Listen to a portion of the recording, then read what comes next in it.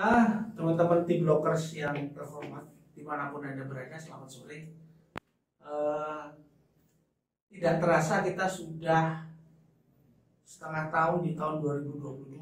Artinya apa? Bahwa masih ada 1,5 tahun lagi menjelang pesta demokrasi terbesar di negara kita tercinta Indonesia.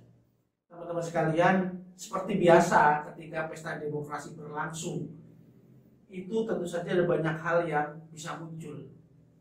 Strategi politiknya, terus kemudian black campaign-nya, terus pembunuhan karakternya, berbagai strategi akan muncul di mana akan terlihat untuk memenangkan kelompoknya.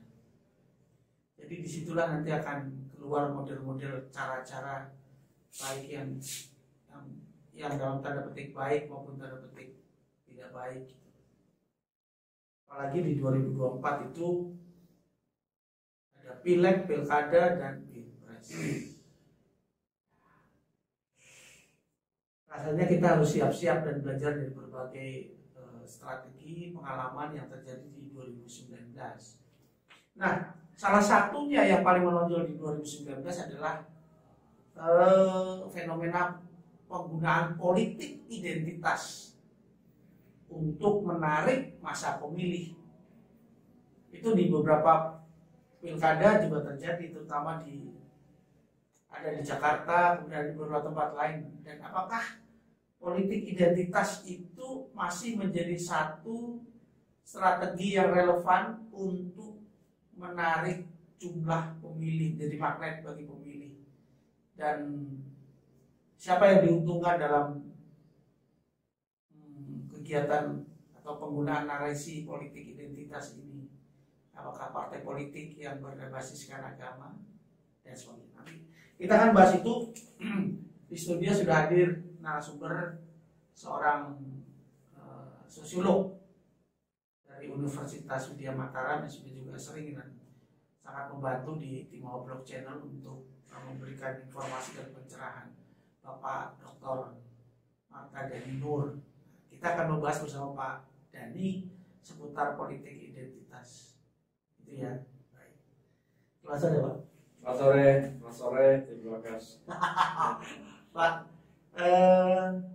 kalau saya tanya Bapak asalnya dari mana, gitu, itu masuk dalam politik identitas ya, Pak? Masuk. Loh, gimana Pak? Loh kan saya tanya, Pak Marta Dhani asalnya dari mana?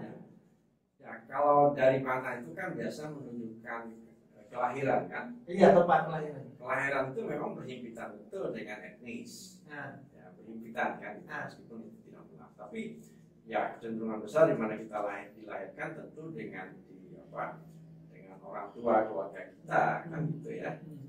Dan lebih jauh lagi ketika kita lahir misalnya dari ibu, dari bapak, itu sudah menunjukkan identitas kita, suku kita apa. Yang melekat ya itu tidak bisa kita pilih. Ya, itu jelas. Oke. Nah terus kalau apa yang diambil celah apa yang diambil dari identitas itu, Pak? Dalam konteks politik itu? Iya dong. Ya, yang setara dengan pengertian politik identitas itu kan disebut juga dengan saliensi etnik, ya. Atau juga disebut dengan politik etnik. Politik etnik, ya. Oke. Jadi politik etnik itu adalah penggalian sumber daya, kesamaan sumber daya politik ya untuk kepentingan politik dia sendiri atau kelompoknya atau dirinya yang bersangkutan. Nah, apa saja variannya di dalam politik identitas itu, ya itu hal-hal yang berkenaan dengan kulturalistik sebetulnya. Oh gitu. Ya, agama, etnis, ras, ya tadi kelahiran gitu ya. Ya dalam konteks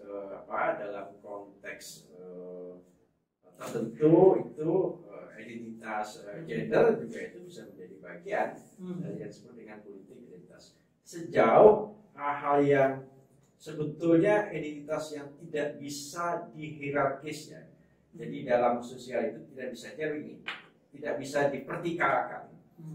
Agama misalnya itu kan tidak bisa dipertikaikan bahwa agama A lebih tinggi daripada agama B, misalnya. Tidak bisa.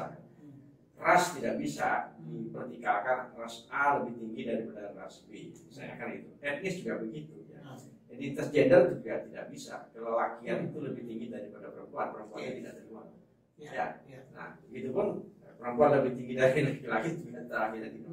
Agama tidak terima dong kalau dianggap bahwa agama dia lebih bagus, lebih superior. Nah, itu tidak bisa dihierarkis. Berbeda mungkin dengan hal yang bersifat struktur ya, yang bisa dipertikaikan. Pendidikan ya ketika dia lulus S3 tentu mutlak dia pendidikan lebih tinggi. Secara vertikal dia lebih tinggi. Itu kira-kira yang disebut dengan politik identity tadi. Nah, keuntungannya tadi dia ketika dia memanfaatkan kesamaan ya dan ataupun penggalian sumber daya identitas tadi itu untuk kepentingan kekuasaan politik, saya ingin mensubstansikan kekuasaan itu, maka itu sebetulnya tadi istilah pemanfaatan dan keuntungan. Sejauh ini penggunaan politik identitas ini kan kita masih abu-abu nih. Ada nggak satu cerita atau pengalaman dari partai politik atau kegiatan politik yang menggunakan identitas sebagai bagian dari kegiatan politiknya? Ya, tentu saja partai politik yang menamakan misalnya agama itu sudah politik identitas. Partai politik menamakan etnis itu sudah politik identitas. Ya, bahkan di Indonesia jelas-jelas ya politik identitas itu dilegitimasi di Indonesia. Oh, dilegitimasi. Dipakai menurut undang-undang. Ketika pemilihan DPD disyaratkan adalah orang kelahiran setempat dan atau dia telah tinggal 20 tahun misalnya, itu politik identitas. Ya kan? Lalu juga walaupun tidak dilegitimasi di undang-undang tapi diterima oleh masyarakat, pemilihan kepala daerah nyaris seluruh di Indonesia ini yang disebut dengan calonnya harus kepala daerah, putra daerah. Pada saat itu. Itu hanya identitas putra daerah itu. Jadi pemimpin daerah haruslah putra daerah. Itu politik identitas. Ya, itu politik identitas sebetulnya. Ya, implementasi dan ya politik identitas bukan satu-satunya ada di Indonesia. Hampir semua ruang politik itu memiliki politik identitas. Even misalnya dia di negara berkembang maupun di negara maju itu selalu ada itu politik identitas itu. Ya karena memang itu potensi untuk diberdayakan. Tetapi ya tidak selalu politik identitas itu adalah bertensi negatif. Tidak selalu bertensi negatif. Ya. Misalnya begini. Saya atau si A misalnya betul-betul menunjukkan dia dalam ruang politiknya menunjukkan etnis X tertentu. Tapi karena etnisnya itulah dia bertanggung jawab, dia tidak korupsi, dia tidak menyimpangkan kekuasaan, kan positif, ya kan? Si A beragama A misalnya, dia menggunakan politik identitas agama misalnya, tapi justru karena itu dia bertindak tidak sesuai namanya, dia tidak korupsi, dia tidak menyimpang, bahkan mungkin, nah misalnya seperti harakiri di Jepang misalnya, itu politik identitas ketika dia menyimpang dari kekuasaannya, dia bunuh diri dan dia mundur, ya kan? Identitas itu. Harakiri itu identitas. Itu hal-hal yang positif. Dan banyak misalnya juga tidak hanya di Indonesia, hampir semua negara juga selalu ada politik identitas, baik yang negatif maupun yang positif. Yang negatif tadi adalah menggunakan tadi kesamaan etnis, kesamaan agama untuk mendapatkan kekuasaan semata-mata. Termasuk tadi pemilihan kepala daerah itu. Orang enjoy kan, pilih kepala daerah, harus putra daerah. Sebetulnya itu politik identitas. Baik, pertanyaan saya berikutnya adalah begini Pak, politik identitas itu sering dipergunakan dengan simbol. Contoh misalnya menggunakan simbol pakaian adat. Misalnya yang paling gampang lah, ini capres, gambar-gambar capres itu calon presiden. Itu kan menggunakan jauh kayak simbol misalnya pakai gaji gitu, mengucapkan mengucapkan selamat hari lebaran, itu juga bagian dia menggunakan identitas itu. Dia menggunakan misalnya simbol-simbol agama tadi dalam rangka untuk mendapatkan simpati, ya kan, daripada pemilihnya, ya kan, untuk kesamaan. Jadi menggunakan kesamaan, ya, identitas tadi itu untuk mendapatkan keuntungan politik kan itu. Ya. Nanti setelah itu pilpres selesai, ya simbol-simbol agama dilepas karena tidak ada lagi yang dianggap menguntungkan. Jadi sebentar, ini kan masih terlalu lebar, saya kan mau mengkerucutkan. Kemudian pada strategi politik pemenangan salah satu partai politik atau calon bagi yang didukung, itu seberapa kuat Pak politik identitasnya? Ya, pada masyarakat yang masih kuat komunalitas, ya, itu masih kuat. Ya. Jadi kekeluargaan, pertemanan, gitu ya, komunalitas lah, kesamaan etnis itu akan semakin kuat. Nah, tetapi berbeda pada masyarakat sudah tingkat pendidikannya, tingkat melek politiknya tinggi, tingkat akses informasi komunikasinya tinggi, ya, itu komunalitas tentu saja akan semakin naik. Orang jarang ngumpul-ngumpul kan misalnya. Bahkan misalnya di beberapa negara maju yang sudah sangat tinggi individualitasnya itu, ya kematian pun hanya 3-4 orang aja yang menghadiri. Ya kan, itu pada tingkat yang sangat yang sangat sakral gitu kan, hanya beberapa orang saja, keluarga dan calon yang. Nah, apalagi yang tadi di luar itu misalnya, tentu saja kumpul-kumpul. Nah, kalau kumpul-kumpul itu masih ada, nah di kumpul-kumpul itu akan muncul personal leadership, selalu ada pimpinan kan gitu. Nah, lalu terjadilah hubungan patron-client. Nah, di sini ya, hubungan patron antara pimpinan dengan bawahannya, ya, dengan pengikutnya itu hubungannya sangat kuat. Nah, karena itu misalnya ketika pimpinannya mengatakan misalnya, udah pilih aja misalnya calon presidennya si A, ya tentu. Jadi ya kalau kembali tadi masih sangat kuat untuk konteks Indonesia masih sangat kuat. Pak, itu kan ada gini nih. Sekarang yang jadi agak menarik untuk dibicarakan adalah presiden itu harus orang Indonesia asli. Nah, kalau menurut pendapat Pak Dhani dalam kaitan politik identitas itu sebetulnya menguntungkan siapa, Pak? Nah, ini tadi. Nah, ya kan ada kan sekarang bahwa di dalam peraturannya itu, di dalam undang-undangnya itu bahwa seorang presiden Indonesia haruslah warga negara Indonesia asli. Ya. Kalau nggak salah itu, saya nggak lupa pasalnya berapa itu ada. Ya, tapi sekarang undang-undang itu kan telah berubah. Ya. Nah, sekarang hanya syaratnya warga negara Indonesia. Tidak, aslinya sudah hilang. Aslinya sudah hilang. Ya, undang-undang itu jelas melegitimasi identitas. Disebut dengan asli. Asli artinya adalah ya kelahiran dia di Indonesia. Ya. Dan karena itu menarik garis pembatas, ya, menarik garis demarkasi orang yang bukan lahir, ya kan, di Indonesia maka tidak boleh. Hanya ada yang lahir di Indonesia.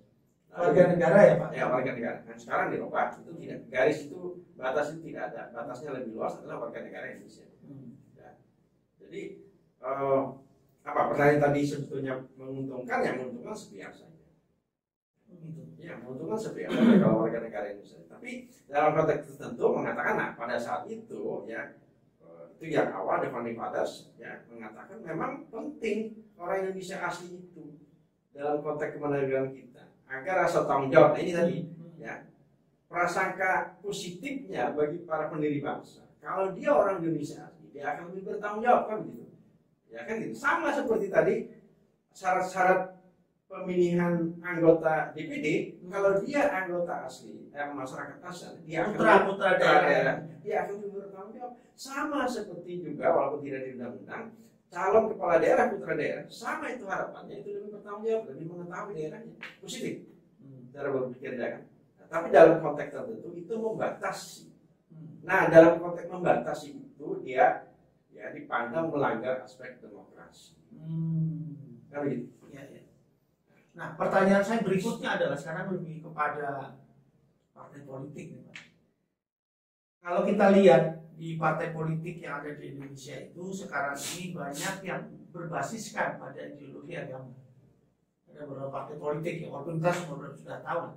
Nah, apakah partai politik ini menggunakan politik identitas? Benarkah? Maksudnya benarkah?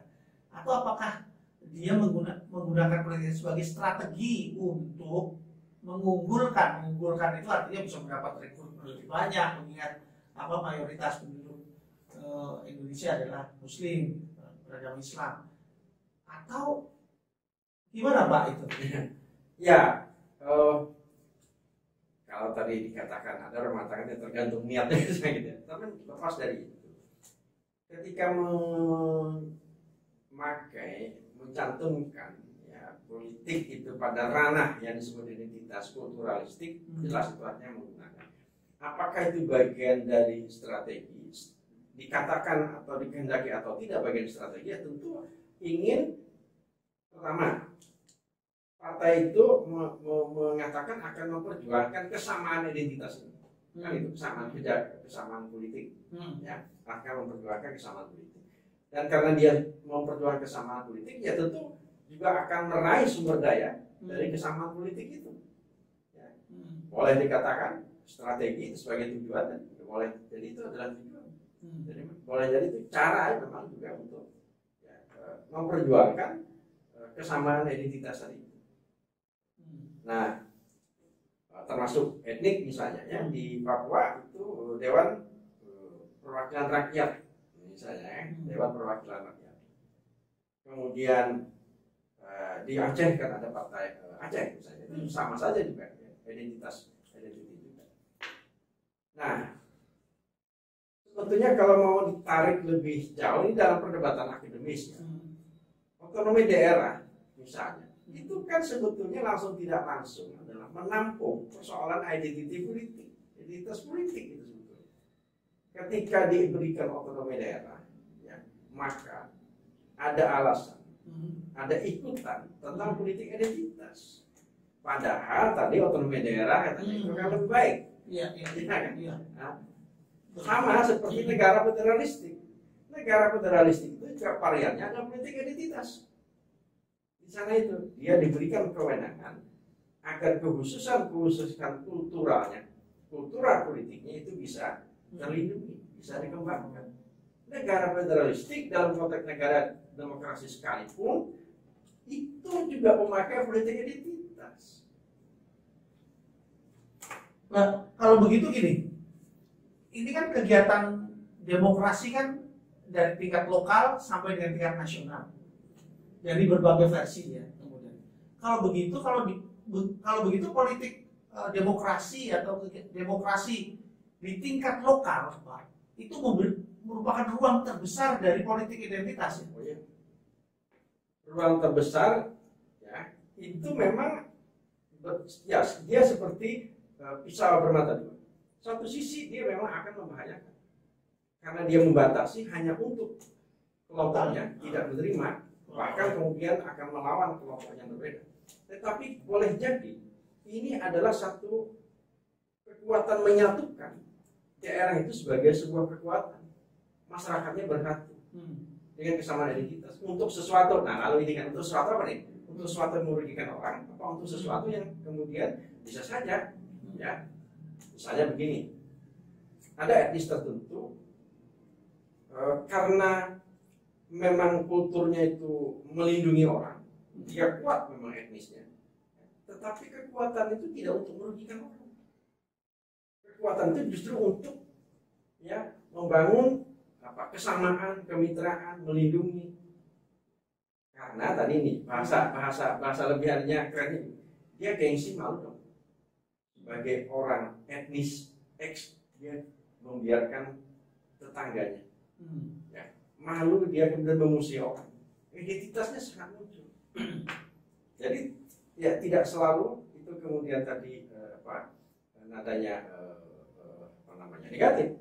Nah, memang kemudian ini banyak orang mengatakan publik mungkin melihat realitasnya itu kan, politik identitas itu selalu membatasi hal orang lain, hak lain sekaligus karena itu merugikan.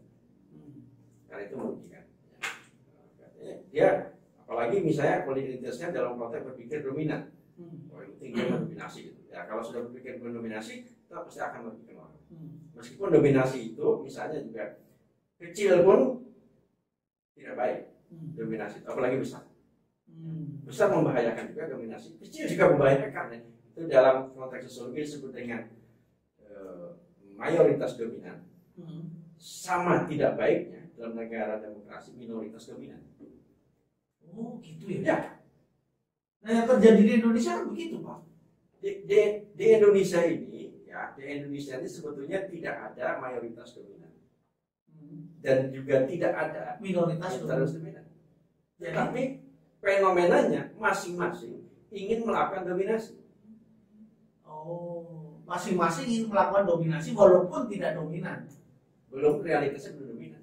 Sebut saja. Kalau saya menunjuk etnis Jawa, di mana dominan? Dominan yang penting itu politik dan ekonomi. Etnis Jawa tidak dominan dalam ekonomi. Pun di dalam politik juga tidak dominan. Ya. Anggota dewan tidak semua. Itu ada di parlemen misalnya tidak semua etnis Jawa. Ya kan? Iya.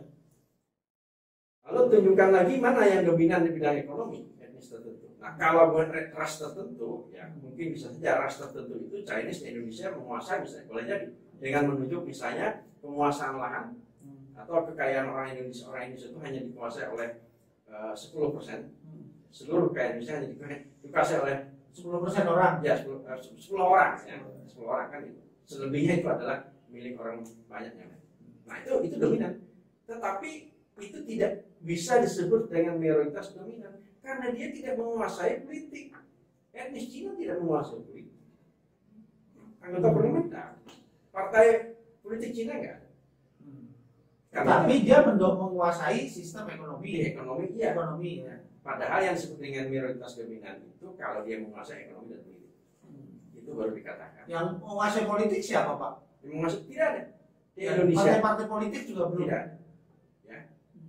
Yang dalam konteks dominasi mayoritas minus sejauh garis kultural tadi.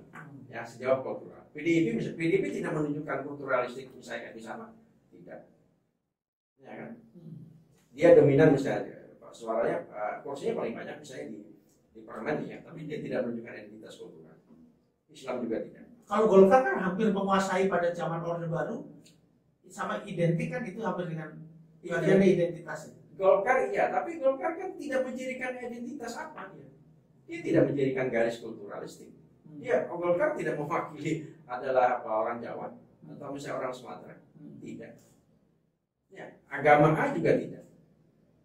Pak, kalau begitu, nah sekarang bagaimana dengan misalnya harus kita sebut misalnya PKS gitu Pak, P3 atau PKB, apakah dia juga mewakili, dia sudah mewakili merepresentasi itu kan? Dia merepresentasi, tapi dia tidak mayoritas. Tidak mayoritas. Dia tidak bisa. Ini dikatakan sebagai partai Islam gitu? Iya. Tapi, nah kan dia menggunakan maksud saya dia kan menggunakan satu model identitas. Politik identitas. Apakah dia sudah dalam konteks masyarakat Muslim yang ada di Indonesia Pak? Apakah dia sudah tidak dianggap Muslim? Oh, kalau ini personal, kalau dia apakah dia merepresentasikan misalnya? Ya, tadi kan kita PDIP, ya. Kemudian Golkar. Nah kalau PKS Pak, PKS atau PKB atau P3 gitu. Ya, PKS tidak bisa menyebut atau P3 sekalipun tidak bisa mengklaim sebagai satu representasi masyarakat Muslim. Oh gitu. Berapa jumlah kursinya? Untuk gerakan politik nggak bisa ya Pak ya? Tidak bisa dikatakan merepresentasikan. Ya, sama tadi misalnya ketika PKS mengklaim representasi, ya PKB juga mengklaim kan, P3 juga mengklaimnya. Terus yang mana itu? Apalagi sekarang ada partai umat ya Pak? Ya, ada partai umat misalnya. Itu kencang dengan politik identitasnya Pak itu. Kalau umat dalam pengertian Islam itu dimengerti oleh publik ya dong. Ya. Nah Pak, kemudian nih soal partai politik Pak. Itu tadi kita sudah lihat itu. Kemudian ada partai politik yang berusaha menggabungkan Pak. Berusaha menggabungkan dari identitas, berbagai identitas yang masuk, misalnya nasionalis, religius, seperti kayak gitu. Kalau itu bagaimana polarisasi masyarakat ini seperti apa tuh Pak? Oh, iya, itu kan sebetulnya ya bagian strategi juga setiap partai. Memang P3, PKS, misalnya PKB, memang juga tidak barangkali juga apa namanya, mereka akan memberikan alasan mereka tidak semata-mata politik identitas, ya kan? Nah, mereka mengatakan ini juga ada politik kebangsaan, sehingga muncullah tadi ada nasional religius. Ya, nasionalis religius. Tapi partai-partai yang tidak memunculkan identitas kan juga ingin strateginya itu juga mendapatkan simpati dari masyarakat beragama. Ya, toh? Maka dimunculkanlah juga ya kami juga religius loh. Ya. Kalau PSI kan menggunakan jargon atau simbol anak-anak muda milenial gitu. Ya. Itu juga identitas juga, Pak. Kalau misalnya anak muda itu kan tidak dalam konteks garis kultural ya. Anak muda itu kalau usia kan bertingkat. Ya tahu ada usia 10 tahun, 20 tahun misalnya, 15 tahun misalnya, 20 tahun sebagainya. Itu bertingkat. Usia kan bisa ditingkatkan. Bertingkat ya, vertikal ya. Dia tidak bisa ditentukan sebagai identitas politiknya. Nah, gitu ya. Tapi bahwa perilaku, nah ini harus ada lapisan yang kita lihat. Bisa saja dia partai nasionalis, tapi perilaku politiknya bisa menggunakan ya politik identitas. Ya tadi mau pilek saya pakai sorban, pakai pilek. Baik, Pak, ini pertanyaan terakhir. Pertanyaan terakhir karena tidak terasa sudah 30 menit. Pak Dhani, seberapa pentingkah politik identitas yang harus dimainkan oleh partai politik di Indonesia? Nah, pertanyaan the last question ya, the good question, bagus sekali. Seberapa pentingnya? Sebetulnya politik identitas itu tidak bisa dihapus. Itu satu. Dimanapun politik identitas tidak bisa dihapus. Nah, penting tidak pentingnya adalah tergantung bagaimana tujuan dan desain dari politik identitas itu. Nah begitu. Oke. Bisa saja. Sebagaimana juga ada sekarang yang baru kan ada Partai Kristen Indonesia juga ya. Sejauh itu didesain memang untuk kebangsaan, ya kan? Didesain untuk melindungi, membawa keadilan bagi seluruh bangsa Indonesia. Kenapa tidak? Partai Islam misalnya. Kalau misalnya katakanlah salah satu part yang menggunakan identitas tadi itu Islam, itu menjadi mayoritas dominan, tapi dia untuk menjamin perlindungan dan keadilan bagi semua agama, semua etnis, semua kelas masyarakat. Kenapa tidak? Kalau itu tujuannya, ya kan? Tapi pemilihnya jelas ya Pak kalau itu. Kalau dia sudah menggunakan katakanlah identitas sebagai bagian dari jargon atau simbol dari sebuah partai politik, berarti kan sudah jelas pemilihnya. Pemilihnya makanya memang juga ya tentu saja pemilihnya akan lebih banyak dan memang terbangun empati simpati kepada kesamaan tadi. Tapi bukan tidak mungkin pemilihnya itu akan terjadi cross religius, ya kan? Karena misalnya ya itu memang politik agama tertentu misalnya identitas Islam. Tapi ada publik mana saya percaya dia akan melindungi saya, dia akan membawa keadilan. Kenapa tidak? Tergantung tadi bagaimana pendidikan politik partai itu mengelola sumber daya politik bahwa dia harus menjamin keadilan. Kan banyak beberapa misalnya di Turki misalnya yang dipercaya itu cross ya di di Palestina ya. Identitas Islamnya agamanya muncul, tapi kemudian lintas agamanya itu memberikan hak suaranya kepada karena merasa tadi ya, sama seperti juga begini Mas, bupati saya pada daerah tertentu adalah dari etnis Batak misalnya, ya kan? Tapi saya mendukung betul dia, walaupun berbeda etnis dengan saya. Kenapa? Karena dia melindungi saya, dia membawa keadilan, tidak peduli lagi perbedaan itu. Perbedaan etnis sudah nggak penting lagi ya, penting adalah tujuannya tadi ya. Ini ada satu pertanyaan yang mengganjal tapi tidak harus ditanyakan. Jadi begini, ketika ada satu kelompok masyarakat yang menggunakan identitas sebagai bagian kekuatannya, gerakannya, tidak diterima dalam ruang partai politik, nah, dia menggunakan politik identitas sebagai bagian dari protesnya, itu sah nggak, Pak? Jadi misalnya nih Pak, saya satu kelompok yang Nun sewu, saya tidak bisa masuk dalam sebuah partai politik gitu. Terus saya melakukan gerakan-gerakan dan menuntut itu saya juga menggunakan kan Pak, strategi politik identitas. Ya, sejauh itu dalam konteks politik untuk meraih kekuasaan, mengelola kekuasaan yang politik, tidak harus terkait atau memiliki partai politik. Jadi oh gitu. Jadi saya tidak masuk di sana, Ya, nggak apa-apa. Ya, dalam konteks perspektif sosiologi, politik itu tidak selalu terkait dengan negara.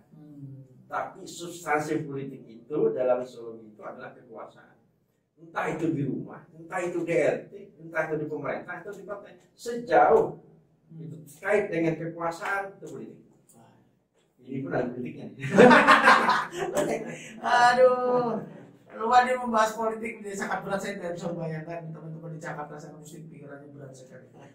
Kita ngomong soal politik karena ada beberapa kelompok atau kelompok-kelompok masyarakat yang menggunakan identitasnya, tapi dia tidak mau masuk dalam ruang politik partai yang menggunakan identitasnya, dan ini seringkali membuat hal-hal yang mengacaukan. Tapi inilah demokrasi di Indonesia. Teman-teman sekalian, terima kasih sudah bergabung bersama kami. Kita akan terus ngobrol soal yang serius mendekati 2024 terkait dengan pemilu, demokrasi, dan politik, partai politik. Terima kasih. Salam. Salam, terima kasih.